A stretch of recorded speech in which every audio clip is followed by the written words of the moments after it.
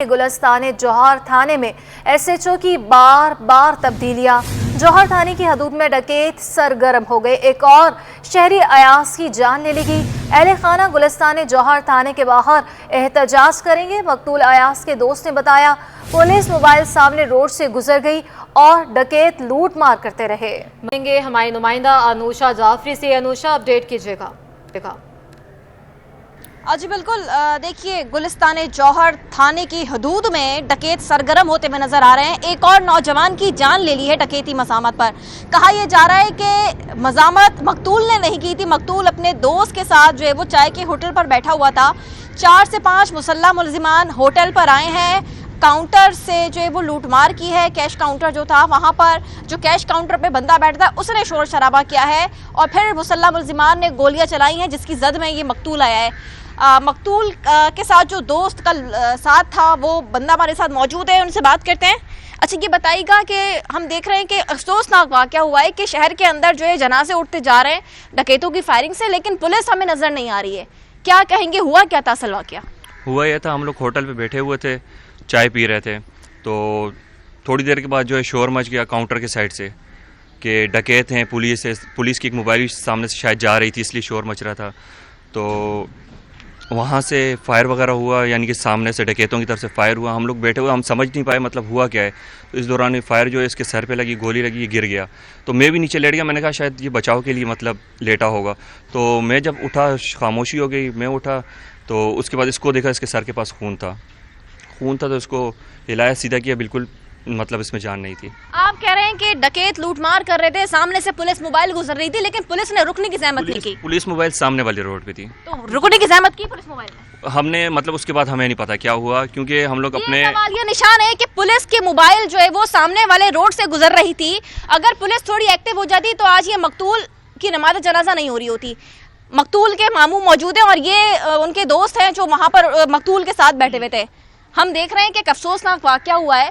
जिस तरह इनके जो ऐनी शाहिद हैं, जो इनके दोस्त हैं, उन्होंने बताया कि पुलिस मोबाइल सामने वाले रोड से गुजर रही थी और ये एक अफसोसनाक वाक़या है कि मकतूल चला गया जान से, जो कि वाहिद कफील बताया जा रहा है और एक ड्राइवर काम करता था। आप क्या कहेंगे इस हवाले से? बेटा अभी क्या कहें इसके बारे में, तो अभी तो वो बेचारा तो है नहीं। तो इसी सिलसिले में हमें बहुत दुख हो रहा है। इसका इंसाफ चाहिए, हमें बंदे पकड़ने चाहिए, उनको उसके मकाम तक पहुंचाना चाहिए, ताकि उसको कैफे किरदार तक पहुंचाना चाहिए, उनको सज़ा मिलनी चाहिए।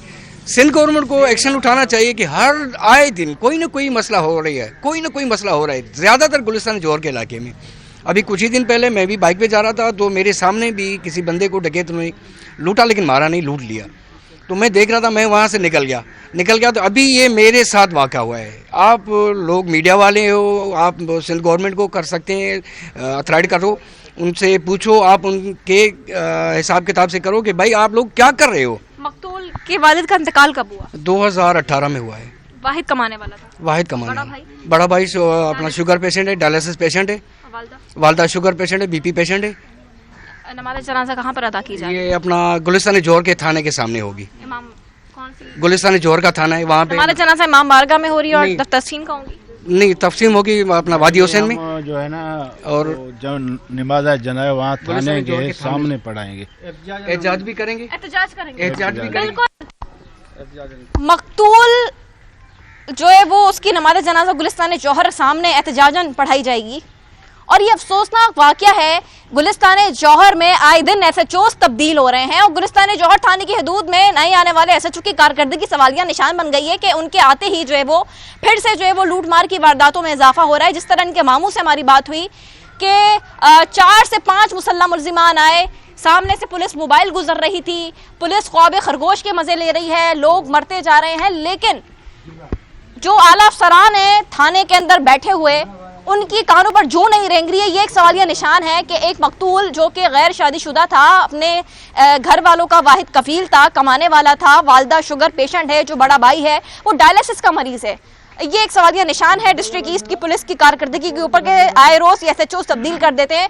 ये कोई तीसरा SHO जो है वो तब्दील किया है गुलिस्तान जौहर के अंदर और इनकी कारकर्दगी ये सामने ही है कि एक नामालूम शख्स खातून को हरासा करके चला गया, ना उसका मुलजिम पकड़ा गया अभी ताहाल, और अब ये मकतूल अयाज जो 31 साल था वो सर पे गोली लगने से जाबाक हो गया है। अफसोसनाक वाक़या एहतजाज रिकॉर्ड कराया जाएगा अब से कुछ देर बाद इनकी जानिब से, और वादी हुसैन में जो है वो इस मकतूल की तदफीन जो है वो की जाएगी। जी, मलीर कैंट थाने की हदूद में नौजवान के कत्ल का वाक़या। मकतूल उज़ैर ज़फ़र दस्तगीर के इलाके का रिहायशी था। SHO मलीर कैंट तारिक रहीम के मुताबिक पुलिस ने रिहायशी प्रोजेक्ट के सुपरवाइज़र को हिरासत में ले लिया है और चौकीदार की तलाशी शुरू कर दी है। जी हाँ, आपको इस हवाले से बता रहे हैं, चौकीदार की तलाश शुरू कर दी गई है। ये वाक़या पेश आया है मलीर कैंट थाने की हदूद में नौजवान के कत्ल का ये वाक़या है। बात करने के लिए हमारे साथ मौजूद है हमारे नुमाइंदे शाहज़ेब हुसैन। शाहज़ेब, बताइएगा। जी बिल्कुल, देखिए मैं इस वक्त रिपोर्ट कर रहा हूँ मलीर कैंट थाने की हदूद, जहाँ पर गुज़िश्ता रात होटल पर फायरिंग का वाक़या पेश आया था। मेरा कैमरामैन अगर रफ़ीक अगर आपको दिखाया, ये वो होटल है जहाँ पर फायरिंग का वाक़या पेश आया था और इसके नतीजे में मकतूल उज़ैर ज़फ़र जो है जाँ बाग हो गया था। बताया जाता है पुलिस की जानिब से मकतूल इस होटल पर बैठा था, अपने दोस्तों के साथ चाय नोश कर रहा था कि अचानक उसके पास कॉल आती है और कॉल आने के बाद वो उठकर ये वाला रोड जो है क्रॉस करता है। सामने मेट्रोपोलिस के नाम से एक रेजिडेंसी है और उसमें उसके जो चौकीदार था उसकी गन से जो है फायर हुआ और फायर होने के बाद जो गोली निकली वो उज़ैर को लगी। उज़ैर को शदीद ज़ख्मी हालत में उसका दोस्त, जो कि मकतूल का दोस्त भी है और एनी शाहिद भी है, वो जो है तबी इमदाद के लिए जिना अस्पताल लेकर गया, लेकिन जिना अस्पताल में दौरान इलाज उज़ैर ज़फ़र जो है दम तोड़ गया। पुलिस के मुताबिक बताया जा रहा है कि जो सिक्योरिटी गार्ड था इस रेजिडेंसी का, वो जो है इस वक्त फ़रार है और पुलिस की जानिब से बताया जा रहा है कि जो सिक्योरिटी गार्ड जिसकी शिनाख्त शबीर के नाम से हुई है, वो पंजाब का रिहायशी बताया जाता है और वाक़े के बाद से जो है फ़रार है। पुलिस की जानिब से मौके पर इख्तियार किया जा रहा है कि जो मुलज़िम है इस वाक़े में मुलव्वस जो मुलज़िम है उसको जल्द गिरफ़्तार कर लिया जाएगा। तो जबकि साथ साथ बताया जा रहा है मकतूल उज़ैर ज़फ़र जो है दस्तगीर के इलाके का रिहायशी बताया जाता है। ताहम पुलिस ने वक़ूअ से शवाहिद जमा कर लिए हैं। अतराफ़ की CCTV आगे बढ़ते हुए आपको बताएं कि महंगाई ने चीनी की मिठास कड़वाहट में बदल दी। चीनी की कीमतें आसमान को छूने लगी हैं। रिटेल में चीनी 155 रुपये किलो तक पहुंच गई। होलसेल में चीनी 140 रुपये में फ़रोख्त हो रही है। शहरी कीमतों में इजाफे पर फट पड़े हैं। कहा 80 रुपये वाली चीनी 150 रुपये से तजावुज़ कर गई है। दुकानदारों का चीनी महंगी होने पर फ़रोख्त कम होने का शिकवा भी सामने आ रहा है। मज़ीद बताएंगे हमारे नुमाइंदे काविश मेमन। जी काविश। जी बिल्कुल, शहर कायद में चीनी माफिया का राज बरकरार है और शहर के मुख्तलिफ इलाकों में एक बार फिर जो है वो चीनी की कीमतों में इजाफा देखने में आ रहा है। होलसेल की सतह पर अगर बात कर ली जाए तो 131 से फिर 134 फिर 137 से अब 140 रुपये तक जो है वो कीमत पहुंच चुकी है। इसी तरीके से जब होलसेल में कीमतों में इजाफा होता है तो उसका जो इफेक्ट है वो हमें रिटेल की सतह पर भी देखने को मिलता है। अब जो चीनी रिटेल में 150 रुपये तक फ़रोख्त हो रही थी वो अब 155 रुपये तक कई इलाकों में पहुँच चुकी है। मेरे साथ दुकानदार मौजूद है, उनसे बात करते हैं। सर बताइएगा, चीनी इतनी ज़्यादा महंगी हो रही है, मुसलसल कीमतों में इजाफा हो रहा है, बजट से कबल यही चीनी 120 रुपये की थी, जी सेल्स पे फ़र्क आ रहा है कोई? अभी तो जी बहुत फ़र्क आ रहा है। दीजिए को बजट से पहले 120 थी, अभी 155 150 ऐसे कुछ दे रहे हैं। समझ आए, पहले जो लोग 5 किलो 10 किलो लेता है वो आदमी 2 किलो 1 किलो आधा किलो ले जाता है।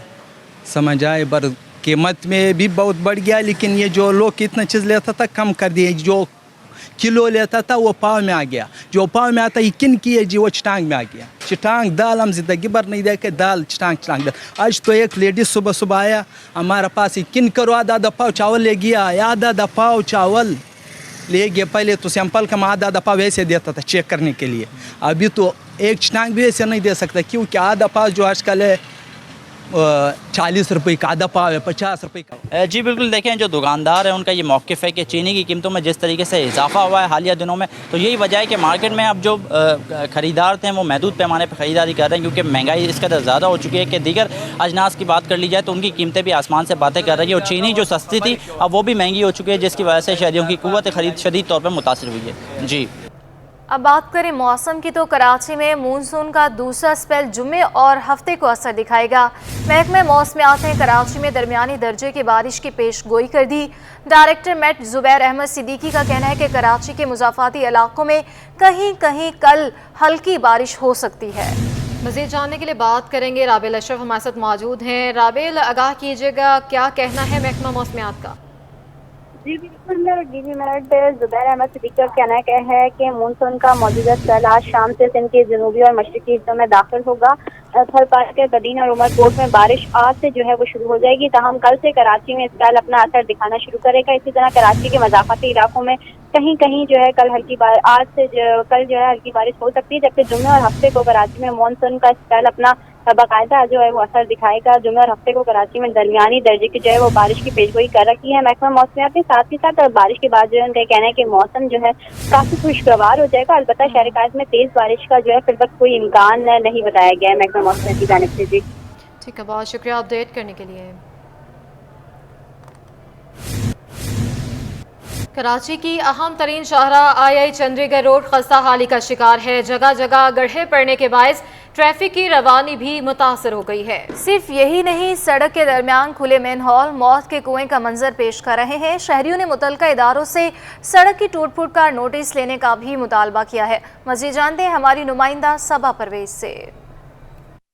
जी बिल्कुल, मैं इस वक्त मौजूद हूँ आई चंडीगढ़ रोड में, जहाँ पर जो है वो जगह जगह रोड पे गड्ढे पड़े हुए हैं और उसके अलावा जो है मेन होल जहाँ पे सेवरेज का पानी जमा हुआ है, जिससे जो कि किसी भी सानिया का मुंह बोलता सबूत है।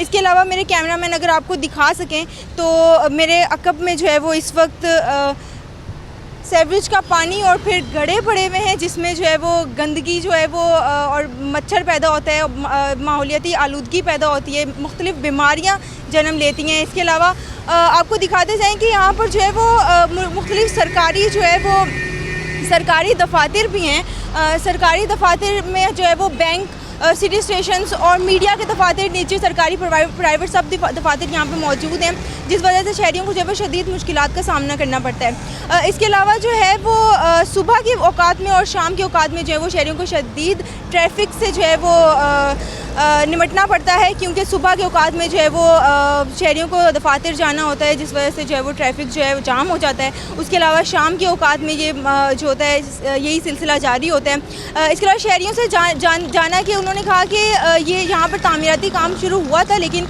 वो भी सुस्त रवि का शिकार है या फिर वो हो ही नहीं रहा, इस हद तक नहीं हो रहा कि ये अब तक इस सूरत हाल जो है वो बरकरार है। इसके अलावा जो है वो शहरियों का यही मुतालबा है कि जो ये सूरत हाल है इसको जल्द अज जल्द जो है वो इससे निपटा जाए, ताकि शहरियों को जो रोज़ जिस ट्रैफिक की मुश्किलात से निपटना पड़ता है उससे जो है वो ना निपटना पड़े, और उसके अलावा सानिया और हादसात जो रोनुमा होते हैं इस सूरत हाल की वजह से उनसे भी जो है वो ताकि वो बच सकें। जी, कराची के इलाके गुलबाई में कायम गवर्नमेंट बॉयज़ स्कूल तबाहाली का शिकार है। स्कूल की छतें और क्लासरूम्स किसी तालीमी इदारे का नहीं बल्कि जानवरों की रिहाइशगाह का मंजर पेश कर रहे हैं। स्कूल में हर जगह कचरे के अंबार लगे हुए हैं। इस हवाले से मज़ीद बता रही हैं हमारी नुमाइंदा आयमा खान।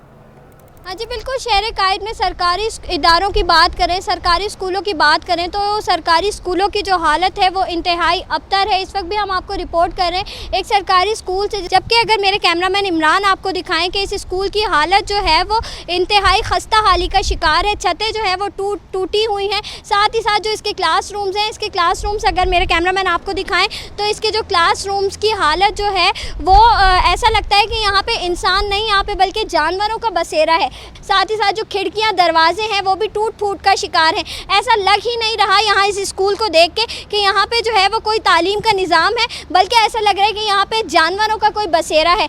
स्कूल की हालत जो है वो इंतहाई खस्ता हाल है, जबकि जो है स्कूल की ये जो हालत है वो 12 से 13 साल तक यही है। साथ ही साथ जो है स्कूल की जो हालत है वो 12 से 13 साल से यही है। इंतज़ामिया की जानिब से जो है वो अब तक कोई भी कार्रवाई अमल में नहीं लाई गई है, कि चूँकि तालीम जो है वो बुनियादी हक है बच्चों का, लेकिन जो है इंतज़ामिया की जानिब से कोई भी कार्रवाई इसमें अमल में नहीं लाई गई है कि इस स्कूल की हालत को जो है वो बेहतर किया जाए। जी।